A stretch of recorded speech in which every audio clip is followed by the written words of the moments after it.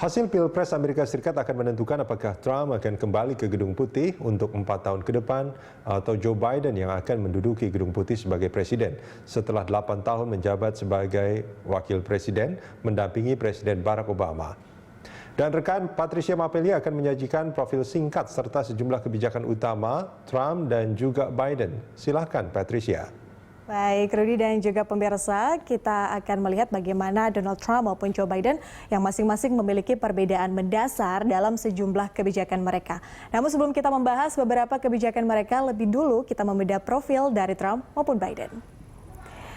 Kita lihat terlebih dahulu untuk calon presiden Joe Biden. Joe Biden ini memiliki nama lengkap Joseph Robinette Biden Jr. di tempat dan tanggal lahirnya di Scranton, Pennsylvania pada 20 November 1942. Joe Biden pernah menempuh pendidikan di University of Delaware pada 1965, kemudian di Syracuse University College of Law di 1968. Joe Biden ini memiliki atau beragama Katolik Roma dan ini merupakan calon presiden kedua yang berasal dari Katolik Roma setelah John F. Kennedy. Selanjutnya, Joe Biden ini maju dalam Pilpres Amerika Serikat diusung oleh Partai Demokrat. Ia pernah berkarir di dunia politik sebagai senator Amerika Serikat dari Delaware pada 3 Januari 1973 hingga 20 Januari 2009. Kemudian menduduki wakil presiden ke-47 Amerika Serikat, dahulu mendampingi Barack Obama pada 20 Januari 2009 sampai 20 Januari 2017. Selanjutnya kita akan melihat kebijakan apa yang akan ditempuh oleh Joe Biden saat apabila ia terpilih sebagai Presiden Amerika Serikat. Kita pertama lihat kebijakan luar negeri. Yang pertama adalah mengutamakan aliansi global. Amerika Serikat memimpin negara-negara dalam memerangi ancaman transnasional. Kemudian kembali bekerja sama dengan berbagai institusi internasional dalam menghadapi isu global. Selanjutnya kita melihat bagaimana Tiongkok sebagai pesaing ekonomi terbesar Amerika Serikat namun tidak akan konfrontatif dalam menghadapi hubungan kedua negara. Kita tahu beberapa tahun terakhir beredar atau ada perang dagang antara Amerika Serikat dan juga Tiongkok yang mempengaruhi perekonomian dunia. Selanjutnya, memprioritaskan isu perubahan iklim, berencana kembali bergabung dengan Perjanjian Paris. Nah, Perjanjian Paris ini adalah perjanjian internasional tentang penanggulangan perubahan iklim yang secara resmi akan ditinggalkan Amerika Serikat pada akhir tahun ini. Apabila ia terpilih sebagai presiden, maka Biden mengatakan akan segera bergabung kembali dengan Perjanjian Iklim Paris jika ia terpilih. Selanjutnya, membuka kerjasama Timur Tengah dalam menghadapi isu nuklir Iran dengan kembali membuat kesepakatan dengan Iran. Selanjutnya, poin yang keenam, mewujudkan perdamaian dalam konflik Palestina-Israel, menentang rencana pencaplokan bagian tepi barat oleh Israel.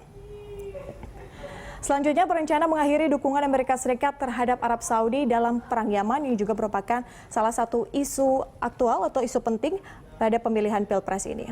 Selanjutnya, kita melihat bagaimana kemudian kebijakan Joe Biden apabila ia terpilih sebagai Presiden Amerika Serikat dari segi pendidikan. Untuk sektor pendidikan, yang pertama adalah anggaran pendidikan K-12, di mana pemerintah federal akan memberikan dana tambahan pada negara bagian untuk lembaga pendidikan lokal di daerah miskin dan berpenghasilan rendah. Pada tahun ajaran 2020, anggaran pendidikan K-12 menerima 16,3 miliar dolar Amerika Serikat. Di bawah Biden, angka itu bisa menjadi 48 miliar dolar Amerika Serikat. Apabila angka ini bertambah dari 16,3 miliar dolar Amerika Serikat menjadi 48 miliar dolar, salah satu dampaknya adalah kenaikan gaji guru di daerah miskin dan juga berpenghasilan rendah.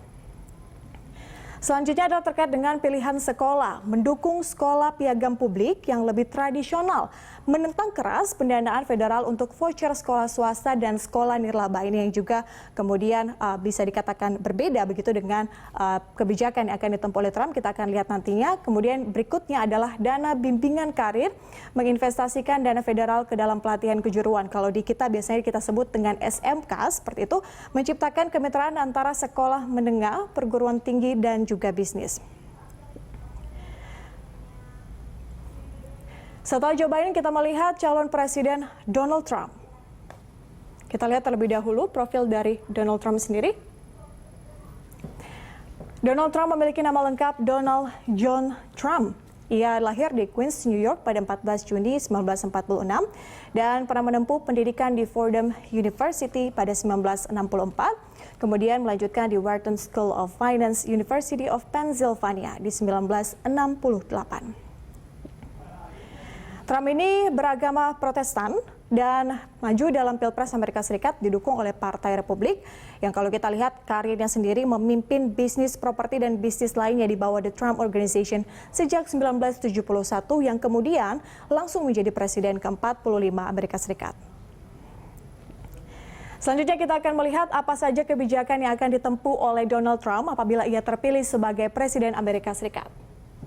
Yang pertama adalah terkait dengan kebijakan luar negeri, deglobalisasi dengan konsep America First. Kemudian kebijakan imigrasi yang membatasi jumlah imigran muslim masuk ke Amerika Serikat, ini juga menjadi isu penting di sana. Kemudian melancarkan perang dagang dengan Tiongkok. Kita tahu Presiden Donald Trump ini kemudian selalu mengatakan terkait dengan perang dagang, tadi juga sempat disinggung oleh Joe Biden terkait dengan hubungan antara Amerika Serikat dan juga Tiongkok. Selanjutnya memerintahkan pembangunan tembok di perbatasan Amerika dan juga Meksiko. Dan selanjutnya adalah terkait dengan perubahan iklim dan pemanasan global yang dianggap sebagai isu yang tidak penting menarik diri dari perjanjian Paris. Itu tentunya berbeda dengan kebijakan dari Biden. Apabila ia terpilih, ia akan kembali masuk dalam perjanjian Paris, namun Donald Trump malah akan menarik diri. Selanjutnya adalah menarik Amerika Serikat untuk keluar dari kemitraan Trans-Pasifik dan memindahkan kedutaan besar Amerika Serikat dari Tel Aviv ke Yerusalem. Selanjutnya memediasi kesepakatan Israel Uni Emirat Arab. Nah, bagaimana dengan kebijakan yang akan ditempuh Donald Trump di dunia pendidikan? Yang pertama, anggaran pendidikan K-12, yaitu pemerintah federal memainkan peran terbatas di bidang pendidikan. Pemerintah lokal punya peran lebih besar dan juga otonom. Memotong anggaran federal K-12 mengusulkan penurunan pendanaan Departemen Pendidikan sebesar 13,5% pada tahun anggaran 2018, 5% pada 2019, dan 10% pada 2020. Penurunan anggaran 7,8% atau 5,6 miliar dolar Amerika Serikat dari tahun anggaran 2020. Berbeda dengan Joe Biden yang akan menaikkan anggaran tersebut. Selanjutnya terkait dengan pilihan sekolah, yaitu menyamakan pilihan sekolah dengan voucher sekolah swasta. Dan selanjutnya atau yang terakhir, mengurangi andil pemerintah federal pada pendanaan lembaga pendidikan negara bagian dan juga lokal.